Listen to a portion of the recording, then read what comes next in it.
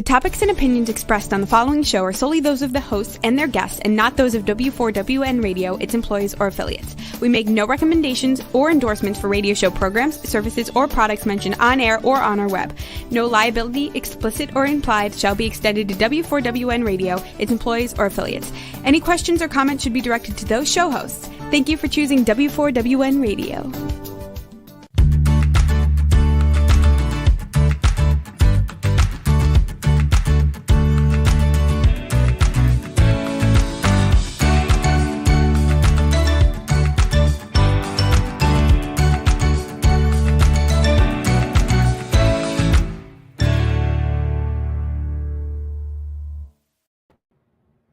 Hello, welcome to Love Your Body, Love Your Life TV show. My name is Jenna. I am the author of the book titled Love Your Body, Love Your Life. You can find my book on Amazon and on barnesandnoble.com. There it is. That's the cover.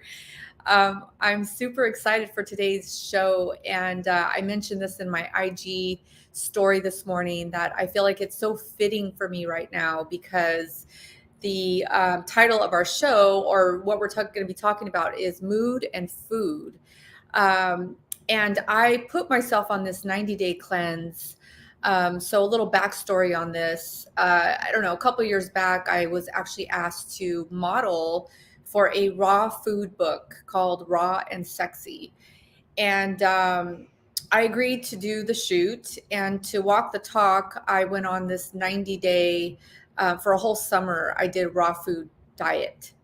And I was super excited for this opportunity that came my way because I never realized how much food could affect your whole system, right? So like your body, of course, I saw my body get tighter, my clothes were fitting looser, my energy level was soaring, my skin was glowing. I just was happier all the way around. And it just, it really affected me. So after that, I actually went on a vegan diet for 5 years. I couldn't stay on the raw food thing because it's mainly fruits and vegetables. And I felt myself getting really cold, like my temperature dropped. So after that, I did the shoot, and then I went on like a vegan type diet for like 5 years. And anyways, to date, I felt like I was getting a little bit sluggish. So I put myself back on this raw food / vegan 90-day diet. And it's day 9 today. And I'm feeling super good. And so, yeah, so today I have Nicole FORTIN on. She's from the Language of Healing. You can find her on Instagram at Nicole FORTIN Healing. It's all in the chat, and I'm super excited to talk mood and food with her. So Nicole, welcome to the show. Hi, Jenna. Hi. Hello. And hello, everybody listening, tuning in. It's a great conversation. Yeah. And especially around the holidays too. Like there's so much around food and mood and, getting together with family and friends, and there's the celebration of food, but also the triggers, of those events. And we've moved on now we just had Valentine's Day, there's, whether you consider that a holiday or not, but it's, it's the idea of people getting together and food. And it's a theme throughout the year, but I think now is a really good time to be talking about it. Especially just like February can be kind of a down, moody month as well. So let's get into it. Yeah, interesting. I love what you say because as we know, like food is always there, right? Everybody celebrates around the table, or let's have a cake and have your birthday, or let's celebrate Valentine's Day. I'll bring over chocolate, or it's always present in our life. And obviously we need it to nourish ourselves. But I think, and I know we're going to get into this, but as women, we have this relationship with food, at least the women I've met and myself as well, that can be, I don't know, kind of hard at times. So, I don't know, let's start off with, I loved your title, Nicole, like why we eat what we eat, when we eat, and why we don't eat what we want to eat, that kind of thing. So maybe we could start off there. Mm-hmm. Yeah. So I come from a very holistic background where I think that there's many aspects to health and healing and living a good quality of life. And so I like to bring in all of these aspects. So when we're looking at food and the food that you're eating, there's more to what you're eating that for. Maybe there's some beliefs associated with that, or you think something, or your emotions are running it, deciding what you're eating. So there you can have some fun with like, what am I craving, and why am I craving that? And then how do I satiate that craving? So yeah, there's lots of exploration and conversation to have around that. So even a common example that I think is easily relatable is like having a crap day. You're tired and your energy is like drained and you just want to feel good, and so that your body needs something, some sustenance, right? But what do we typically go for? Maybe we have those cravings, like we'll use sweet, like have a sweet tooth, or tend to want something sweet to counter like the bitterness of life. It's like, I've had a crap day, so I'm just going to eat this because it makes me feel good, right? So taking that's fine to do that if you're aware of what you're doing and what you're doing it for, what you're eating that for.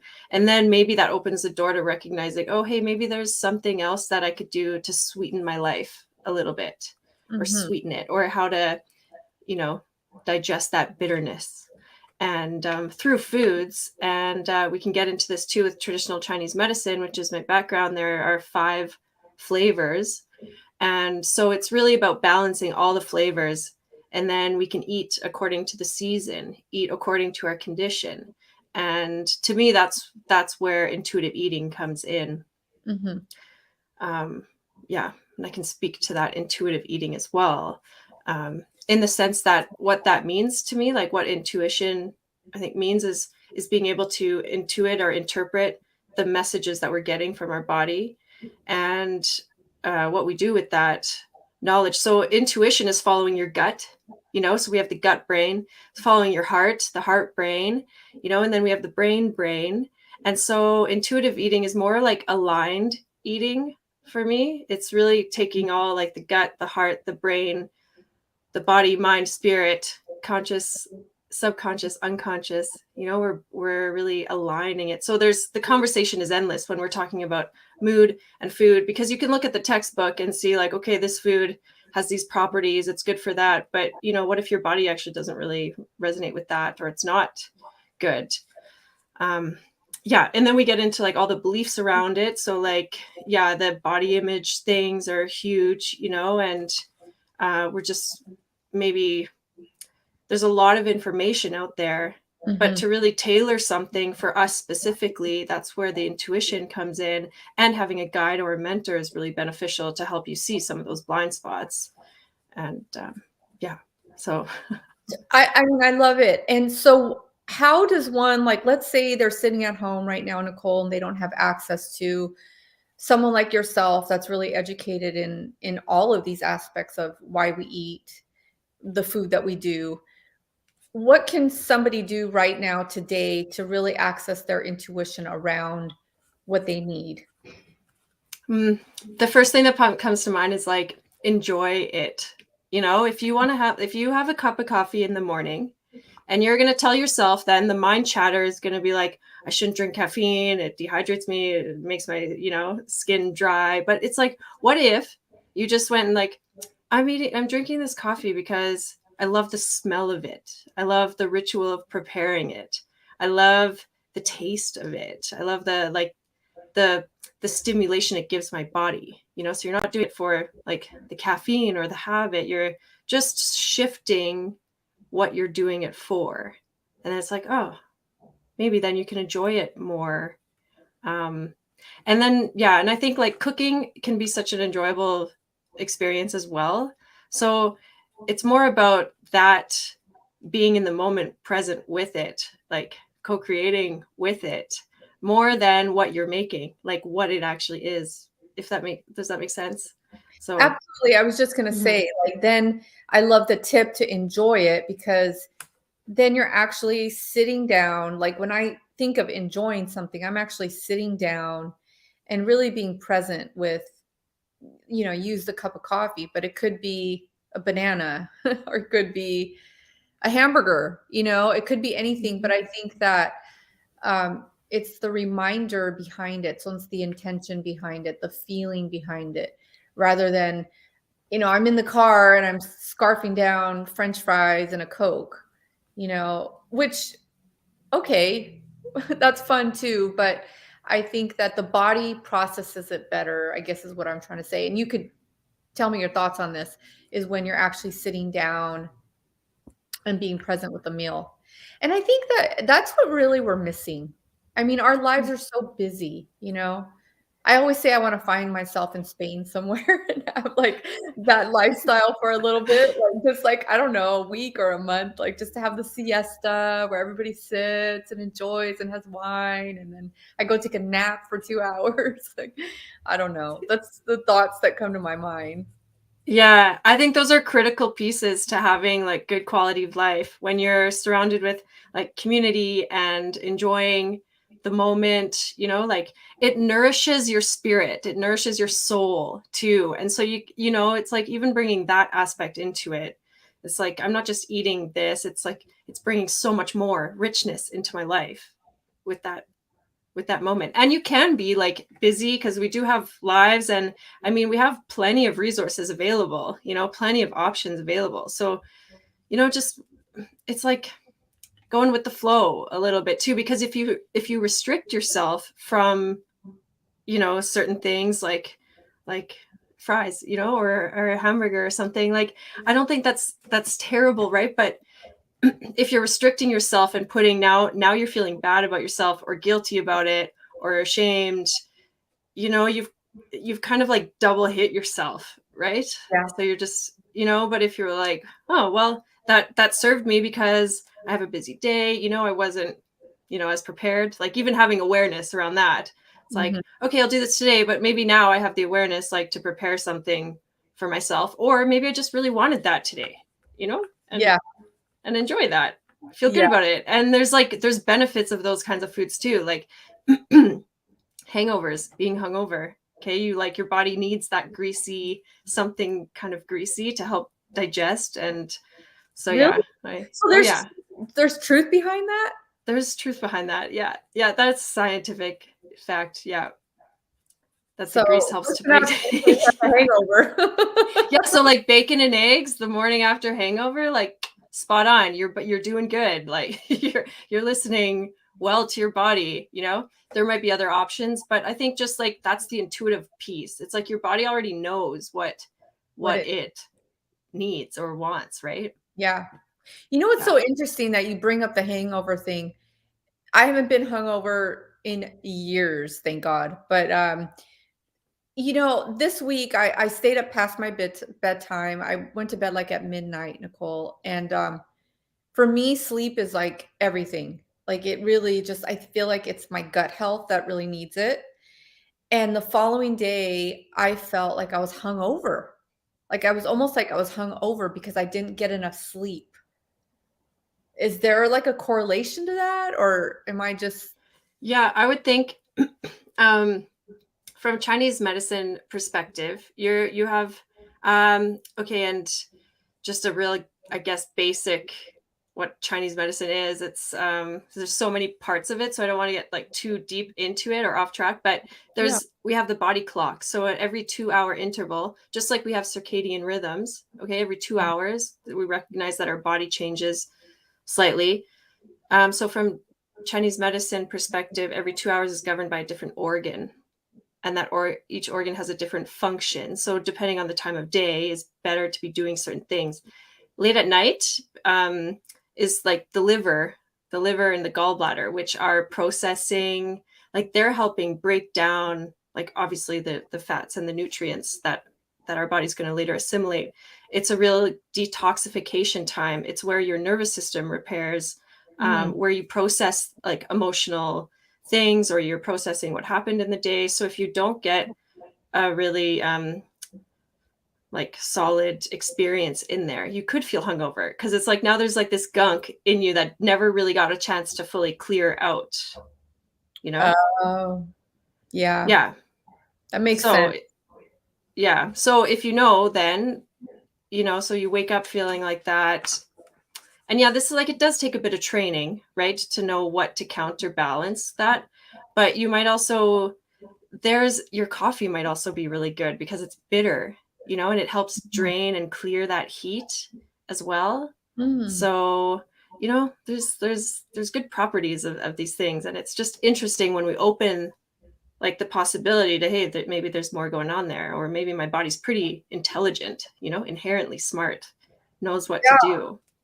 So Or you could do lemon water in that morning too, because that also helps to clear and break things down. It's got that bitter kind of, well, it's more sour actually, but yeah. also good for the liver.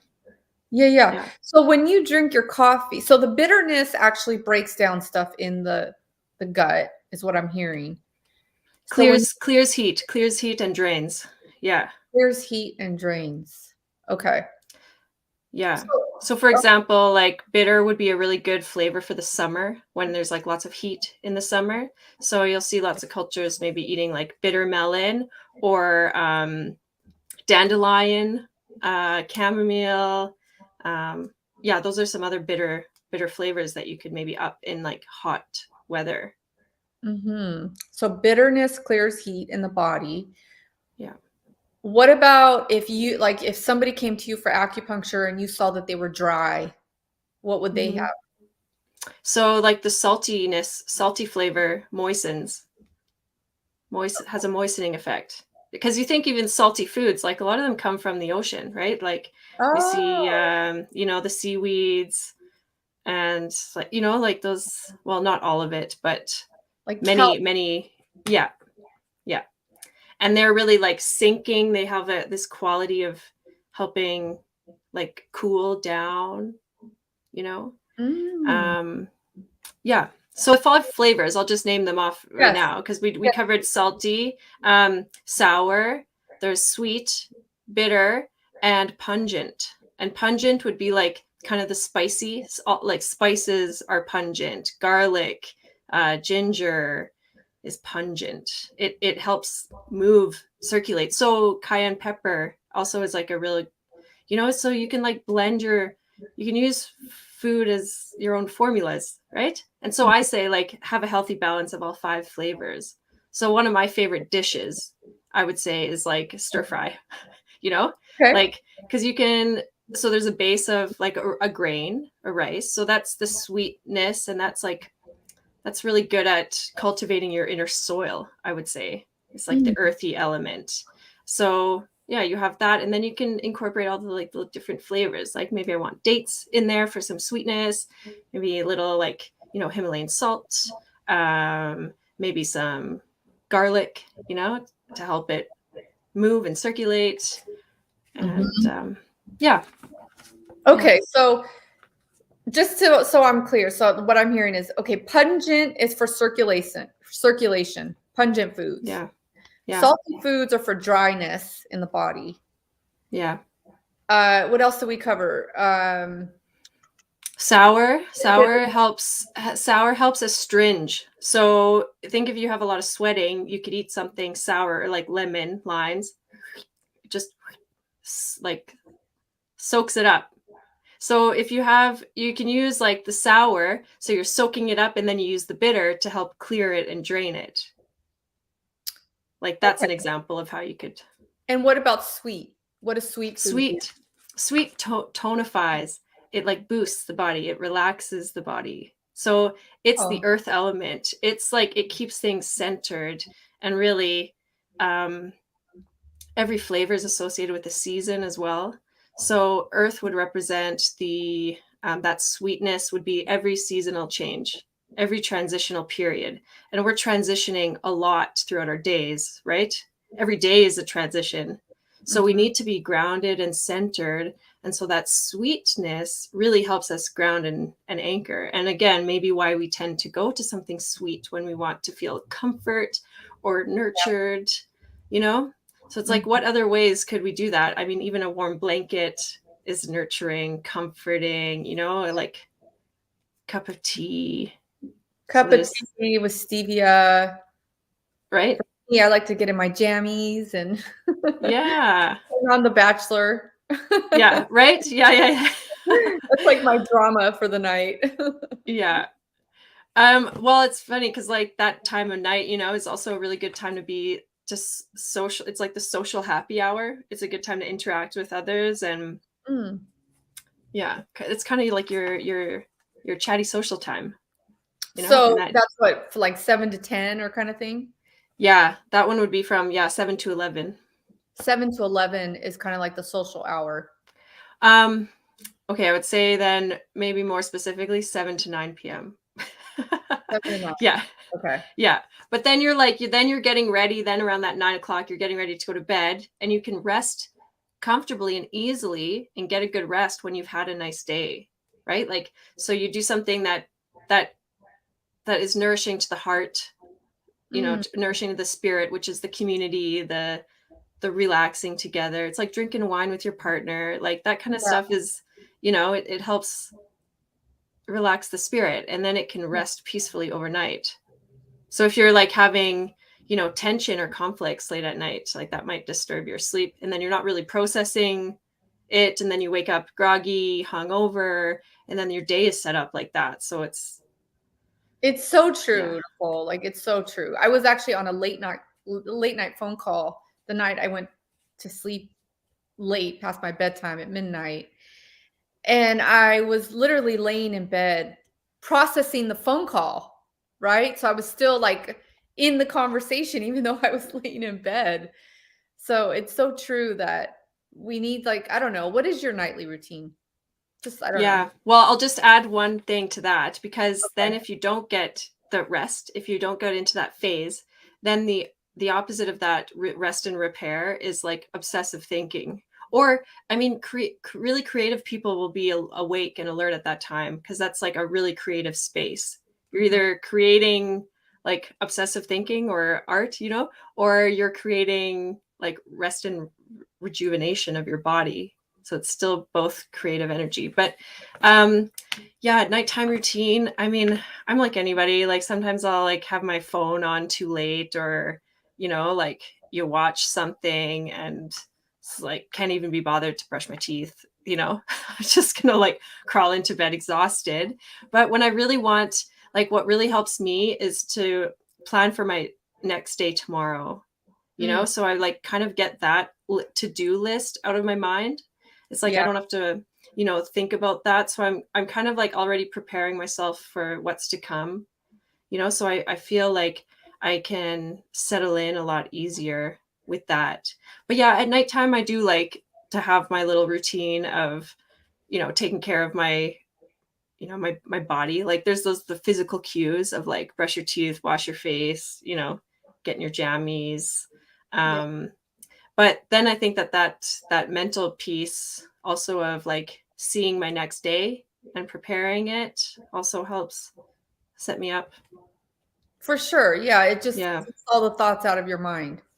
Yeah. And I follow again with the intuition of like when my body starts to feel tired, like it cues me, you know, what to do. But sometimes I work a bit late and I get home late. You have to like eat something late, and you know, so, but if I'm prepared for that the day before, or I see that coming, I can have the awareness so I can plan a bit better. You know, it's not always a perfect scenario, but yeah. Right, of course. I just want to remind me, did we touch on, because I love the why we don't eat what we want to eat. Did we touch on that? I really want to, maybe we did or we did not, but let's touch on that really quick, because I want to get into the mindset. I think that comes back to the when we, you know, we don't eat what we want to eat, like that's the restriction piece. We're like limiting ourselves. So it creates a resistance more than an acceptance around it. You know, like, and I don't know, there's maybe a difference. Like say you have like a real condition, like my sister, she has like celiac, disease, and like she really can't eat like all the cakes, cookies, and pies and tarts, right? Like it really bothers her. But I mean, also then on that note, like she finds other ways to eat that, so it's like, it's not about limiting yourself. And I think that the more you limit yourself, you're just going to be harder on yourself, the negative self-talk, or you're going to feel like that's heavy, or kind of sad and depressing when you don't get to enjoy life. Like if that's really going to bring you joy, to eat something that you really want to, because it doesn't mean you have to like gorge it down. It could be like a bite or two as well. Absolutely. Right? Yeah. No, for sure. Like what's your experience? Like what do you notice around that? Well, I have found ways, because I really am in tune with my body and what it likes and what it doesn't like. And I'm super sensitive, to be honest. So I have found ways to enjoy myself. Like I feel like I don't do well with a lot of wheat products and, heavy breads and all of that, just really, it weighs me down. And I'm super creative, Nicole. So I'm always writing as well and creating in my head. So I like to feel good in my body. So I have found other ways to like have treats. I have a raw chocolate recipe that I love, and it's just cacao, coconut oil, stevia, almond. There's a little bit of almond flour. You don't have to put that in there. You can add, like, get super creative with it. Like you can add like chia seeds and goji berries. And anyways, I have made this raw chocolate recipe for years, and that's something that just satiates me. I just need like one or two. And I'm like super satisfied. So yeah, I mean, I agree with the whole, like, don't like get heavy around it. Like, don't think too much into it if you're having that hamburger or whatever. But I think there's also a balance, right? Like, so if someone is out there that's listening and they're always having that hamburger, it's like, okay, maybe dial it back and, pick something else that's a little bit more nutritious. Because I think at the end of the day, that's what it's all about, is enjoying. Because Yeah. like you said, it's like you want your body to feel good, and you'll recognize. And so I think that that's like the first step, just being aware and recognizing, like, notice what that does to your body. Notice what happened. Like notice even like what you're thinking when you go for something, or what you're feeling. Like what's like the space that you're in, because eating is like a survival thing. I mean, it maintains us, but it can also be like an emotional thing. And so just, and then if you're like not paying attention to when you're satiated, when it's enough, when your body's had enough, you're not even like really aware. You're just like, your mind's somewhere else, right? While you're still eating, because it is an automatic thing. Our body knows how to do that. So there's also one thing that I think is valuable or can benefit is the slow chewing, really chewing your food. I think they say, like I studied in a yoga in an ashram in India, many years ago, but and it was always very silent, like no speaking when you're eating, because that time is when you're connecting with the food, connecting with your body, and you're aware and you're present with it. And then chewing 32 times, I think, is what they said. So then you've really digested it, you've broken it down, you've used the resources that you have, like your teeth and your saliva, and the body's actually prepared to digest it. Because if you're just like quick bite, chew, swallow, which like with bigger pieces, your body has to work harder to break that down now, taking more of your energy. So it's in that moment you can bring a little bit of ease into your digestion. And really just noticing. It's like using your sensations when you're eating. Yeah. And I'm curious, like, do you live alone, Nicole, or do you live with somebody? Yeah. You live alone? I live alone. Yeah. Okay. Yeah. So like, I don't know. Is that something to like blast out to the world? Yeah, no. I live I alone. do. Oh, Okay, okay. yeah. I see what you mean. On a safety level. Yeah. Well, I have a huge big dog. Yeah, right? Yeah. I have Um, good neighbors. Good neighbors. yeah. I have a security system. Yeah. Anyways, but I was gonna where I was leading into was um well, we're never alone, right? But where I was leading into is like, how do you set up your meals? Like if you're working from home, how do you set up your own kind of situation? Yeah, that is a hard one, especially when you're like alone because like Yeah. I'll cook and I love cooking, you know, You? and you just end up with so much food. So I mean, I freeze a lot of things. Like I Mhm. pre-prep stuff because some days I have the day to cook and prepare, and some days I really don't. Like I'm out on the run, and now my car heater becomes, my microwave, like my stove top. Yeah. Yeah. And in Canada, I mean, you're in California, right? So maybe you don't know the It's cold. the yeah, well, yeah. I mean, it gets cold and snowy, but in the winter you can like crank the heat and you can have a little like to go heater. Anyways. Yeah. Um yeah, so I try to prepare like that, things that are easy to reheat. And I mean that's just how I manage, because if I don't do it, then like I'm buying meals somewhere, right? Mhm. And I don't love going to the grocery store. Like I love the Ditto. cooking, but I hate the grocery store. So Oh, I'm like as little as I can get there, So it's like, just and just little hacks, like, just looking up how to preserve celery, or something like that. Like how to make that stuff last a bit longer, mhm. stored in my fridge so I can always have access to like basic ingredients. I always try to have like basic stuff like, like carrots, onions, celery. These are very base level. And right there, celery, you have the bitter, carrots, you have the sweet, and onion, garlic is the pungent. Mhm. So now so I have three flavors there that are balancing, and now I can just add what I want, like the sour or the Mhm. salty. I Mhm. mean, those can be easy to add. So Yeah. if that answers your question, but It does. It does. And yeah. so say you prepare your meal and then you sit down. Do you put on like a show online? Do you put on the TV? Are you in silent like you were in the ashram? Like, Yeah, when you live alone, it's easy to like eat in silence, and I kind of prefer that. do Like you? just because I mean like eating really just takes like 10 minutes or something, right? Yeah. And I know that when I'm like I will, I'll eat something while I'm like watching a movie, but it's not really a regular thing for Mhm. me. I'm more natural to just be okay, now I'm eating. Yeah. Yeah. Yes. And I'm enjoying the flavors and I'm like chewing and and oftentimes it's like I'm just taking a break. Like that's when I get to sit and just not have anything around me. Yeah.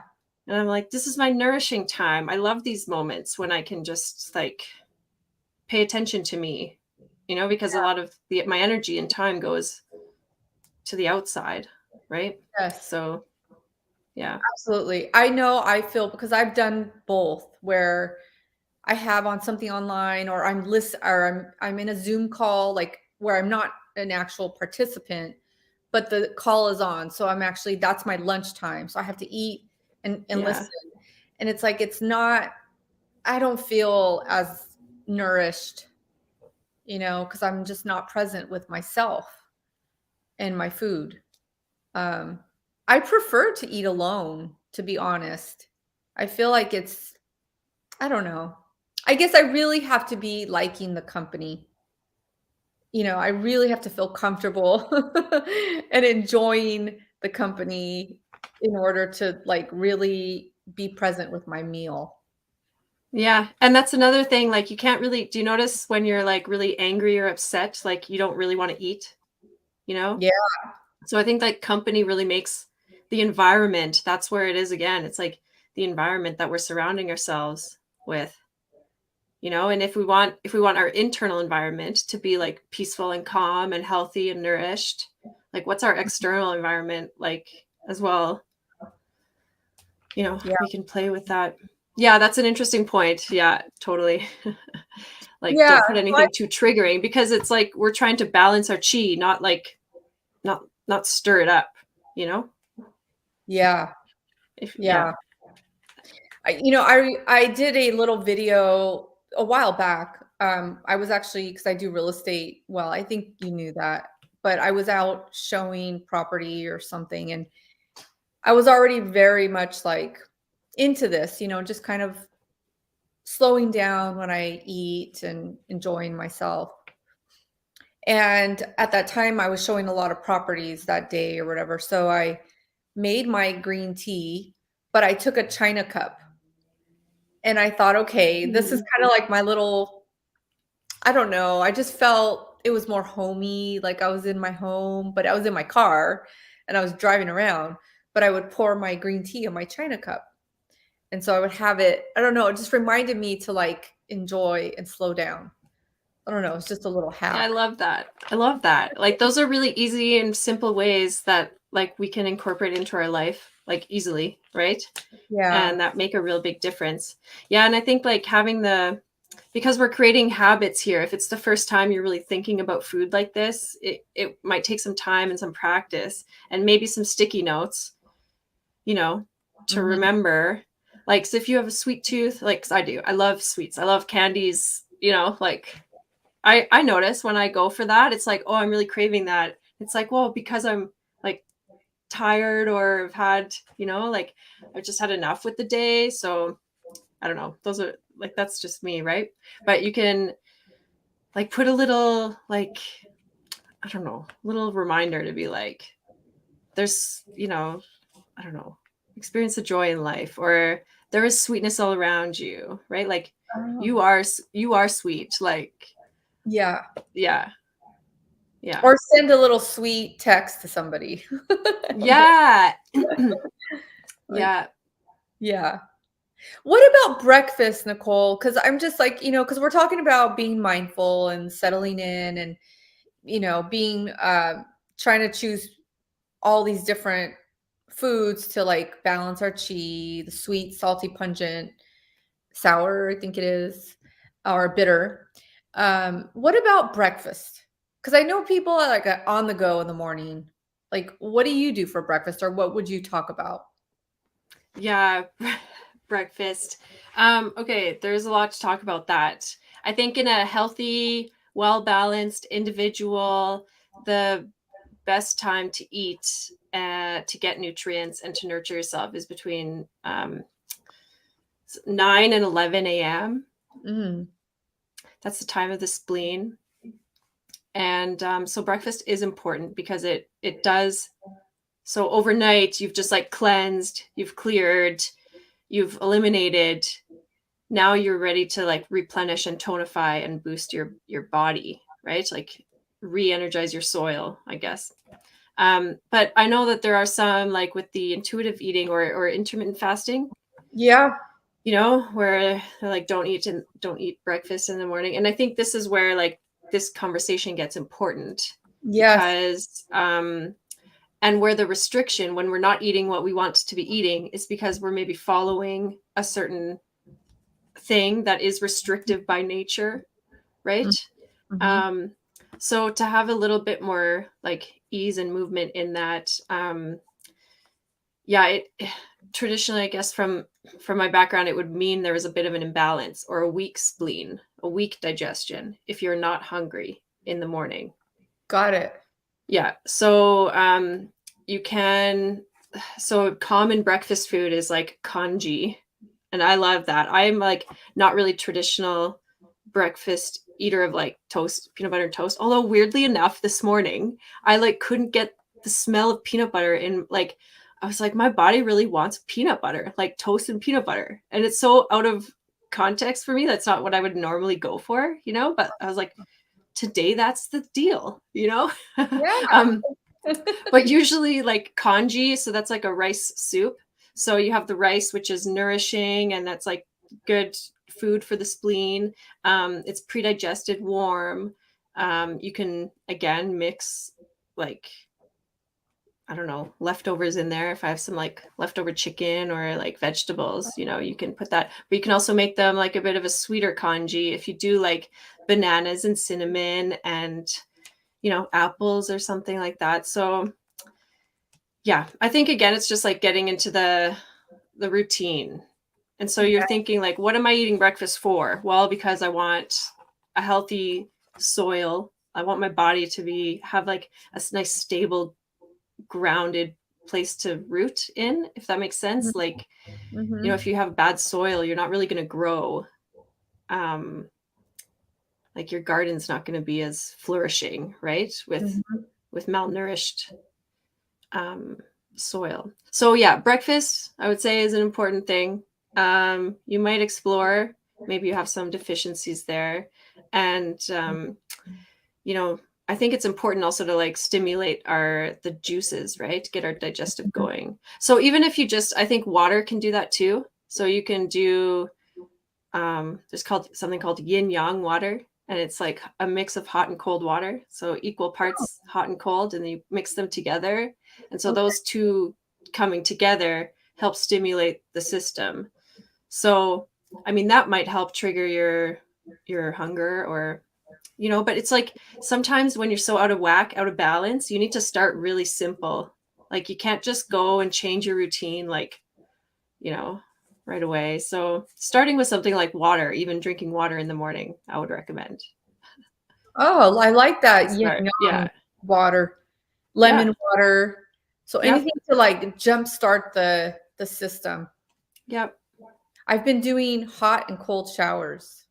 Oh, nice. That's great. Yeah. Love it. For the circulation.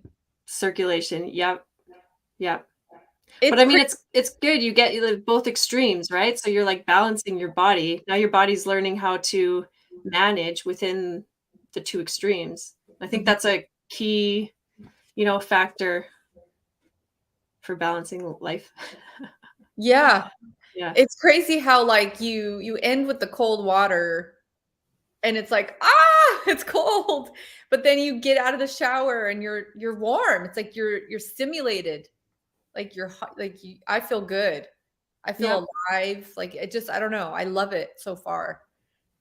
And I'm not one for cold, Nicole. Like I hot yoga. I have a sauna in my house. Like, so cold to me is like, oh, but when I started doing the cold showers, just, I don't know, it's been about 2 weeks and I love the way I feel when I get out.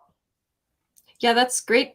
Like awareness or something to notice, because I think that there's certain flavors of foods that we also don't like either, you know, and it's like, well, maybe our body needs that to be balanced. Like maybe we're not exploring the full realm, you know, of flavor, just like with the cold. Actually, you know, you have an aversion to cold, but your body like thrives with that, right? It feels revitalized and good.